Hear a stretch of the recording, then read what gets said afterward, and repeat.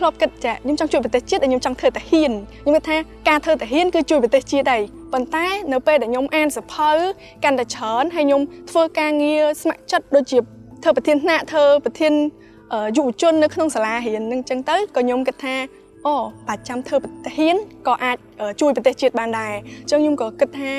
បើកើតនៅអ្វីមួយដែលធ្វើឲ្យអ្នកចូលរួមជាមួយខ្ញុំនឹងគាត់ទៅដល់ទីណាកន្លែងនឹងរីកចម្រើនទីនឹងអញ្ចឹងក៏ខ្ញុំជ្រើសរើសការបង្កើតក្លឹបនេះឡើងដូចគ្នា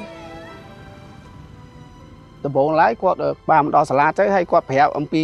គម្រោងរបស់គាត់អញ្ចឹងហើយក៏មានលិខិតទស្សនាពីគំទីអប់រំមកដែរហើយខ្ញុំក៏ឯកភាពជាមួយគាត់ទៅបាទហើយម៉ែឪក៏គាត់សប្បាយចិត្តដែរនឹងឲ្យគាត់កូនគាត់ចូលរួមជាមួយកម្មវិធីហ្នឹងណាហើយខ្ញុំជាទូទៅថ្ងៃច័ន្ទឡើងធ្វើតែក្មេងសួរក្មេងមើលកូនការថ្ងៃអាទិត្យគាត់រៀនអីខ្លះអញ្ចឹងគាត់ប្រាប់យើងទៅគូជំហាននេះជំហាននោះគាត់សប្បាយគាត់សប្បាយបានជួបជុំគ្នាគាត់អញ្ចឹង